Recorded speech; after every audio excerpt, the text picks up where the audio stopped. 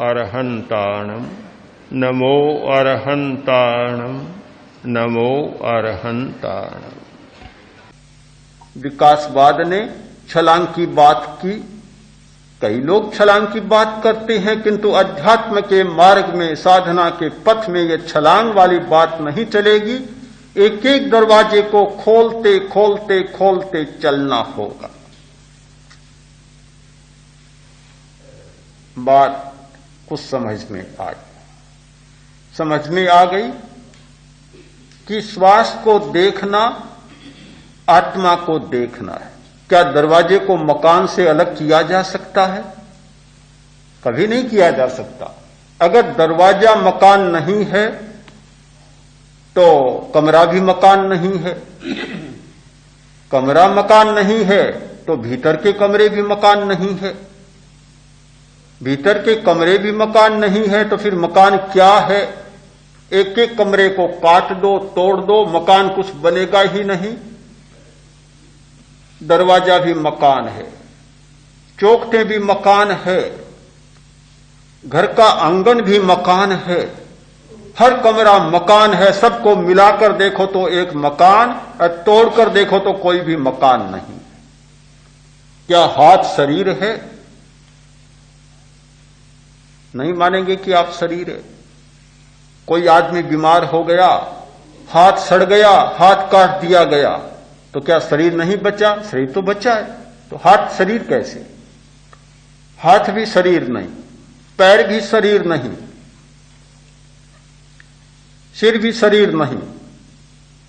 किंतु क्या हाथ शरीर नहीं, पैर शरीर नहीं, सिर शरीर नहीं, तो शरीर है क्या फिर? सबको अलग अलग तोड़कर शरीर को नहीं देखा जा सकता। हर अवयव जुड़ा हुआ है, वह शरीर है, और टूट जाता है तो फिर शरीर नहीं होता। हम जुड़ी हुई बात को देखें। श्वास आत्मा है। श्वास का दर्शन आत्मा का दर्शन है। आपको अजीब लगेगा, पर बात बहुत सही है। क्या आपने कभी देखा कि एक मुर्दा आदमी श्वास लेता है? कभी देखा क्या? इतने इतने दूर से लोग आए हैं, बंबई से आए हैं, महाराष्ट्र से आए हैं, उड़ीसा से आए हैं, जयपुर से आए हैं, बहुत दूर दूर से लोग आए हैं। क्या कभी कहीं बंबई जैसे शहर में तो यह देखा होगा कि मुर्दा भी सांस लेता है? वह तो बड़ी विचित्र नगरी है, वहां तो यह अजीब दृश्य मिलता ही होगा। किसी ने नहीं देखा कि मुर्दा सांस लेता है, नहीं देखा। श्वास कौन लेता है? कि जिसमें प्राण होता है वह सांस लेता है। प्राण किसमें होता है? कि जिसमें चेतना होती है। चेतना उसमें होती है जिसमें आत्मा होती है। आत्मा के बिना चेतना नहीं, चेतना के बिना प्राण नहीं, और प्राण के बिना श्वास नहीं। यह श्वास चल रहा है, किसके द्वारा चल रहा है? आत्मा के द्वारा चल रहा है। आत्मा निकल जाए, श्वास भी बंद हो जाए, तो क्या आत्मा के द्वारा जो चीज हिल रही है उसे देखना आत्मा को देखना नहीं है? बिल्कुल साफ आत्मा को देखना है। हम श्वास को नहीं देखते हैं, श्वास के साथ चलने वाली प्राण शक्ति को देखते हैं। केवल प्राण शक्ति को नहीं देखते हैं, प्राण शक्ति को संचालित करने वाली चेतना को देखते हैं।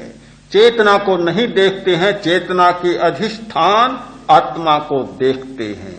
इस तर्क के आधार पर भी कहा जा सकता है कि यह श्वास का दर्शन आत्मा का दर्शन है। इसलिए हमें साधना के क्रम में जैसे आहार शुद्धि, इंद्रिय शुद्धि करनी है, वैसे ही श्वास की शुद्धि भी करनी होगी। जब तक श्वास की शुद्धि नहीं होगी, आत्मदर्शन की बात भी नहीं होगी। आचार्य श्री ने श्वास शुद्धि के लिए 4 बातों की ओर इंगित किया है। प्राणायाम, सम दीर्घ श्वास, कायोत्सर्गई रानापान शुद्धि। आनापान की शुद्धि श्वास और प्रश्वास की शुद्धि 4 कारणों से होती है। प्राणायाम के द्वारा, समताल श्वास के द्वारा, दीर्घ श्वास के द्वारा और कायोत्सर्ग के द्वारा। ये 4 साधन हैं जिनके द्वारा श्वास की शुद्धि होती है, और श्वास की शुद्धि होती है तो फिर आत्मदर्शन की बात आगे बढ़ जाती। पहला है प्राणायाम। प्राण को आयाम देना है, लंबा चौड़ा करना है। प्राण की लंबाई बढ़ी, चौड़ाई बढ़ी। प्राण संकुचित रहता है तो श्वास की शुद्धि नहीं होती। श्वास एक बहुत बड़ा तंत्र है और उसे शुद्ध करने के लिए ये साधन अपनाने जरूरी होते हैं।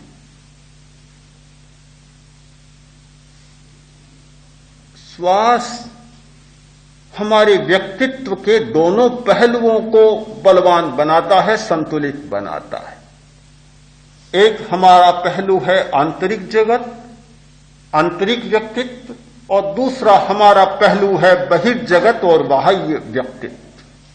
श्वास दोनों पर शासन करता है, भीतर के जगत को प्रभावित करता है और बाहर के जगत को प्रभावित करता है। एक मध्य सेतु है, जिसने इस श्वास का सही मूल्य नहीं समझा वह अगली बातों को नहीं समझ सकता। मस्तिष्क का संतुलन करना चाहे, श्वास के बिना संभव नहीं हो सकता। शरीर और मन का संतुलन करना चाहे, श्वास के बिना नहीं हो सकता। इसलिए प्राणायाम भी बहुत जरूरी है। समताल श्वास और दीर्घ श्वास। सबसे पहले हमारा प्रयोग होता है दीर्घ श्वास का। दीर्घ श्वास का प्रयोग चलता है। श्वास को लंबा करें और उसे देखें। दीर्घ श्वास वास्तव में सहज श्वास ही होता है। हमने दीर्घ श्वास शब्द तो इसलिए दिया कि आदमी श्वास को सही ढंग से लेना नहीं जानता। श्वास तो छोटा होना ही नहीं चाहिए, लंबाई होना चाहिए। सहज श्वास का मतलब है पूरा श्वास, गहरा श्वास, पर लेना ही नहीं जानता। और फिर सुना है मैंने कि पाठ्य पुस्तकों में पढ़ाया जाता है कि जिस श्वास से छाती फूले और पेट सिकुड़े वह सही श्वास होता है। लगता है कैसे लिखा गया और किस आधार पर लिखा गया? होना तो ये चाहिए कि श्वास लेते समय छाती फूले पर पेट जरूर फूले। जिस श्वास में पेट नहीं फूलता वह सही श्वास नहीं होता। श्वास के स्पंदन पेट तक पहुंचने चाहिए। यह ठीक बात है कि श्वास फेफड़े से आगे नहीं जाता।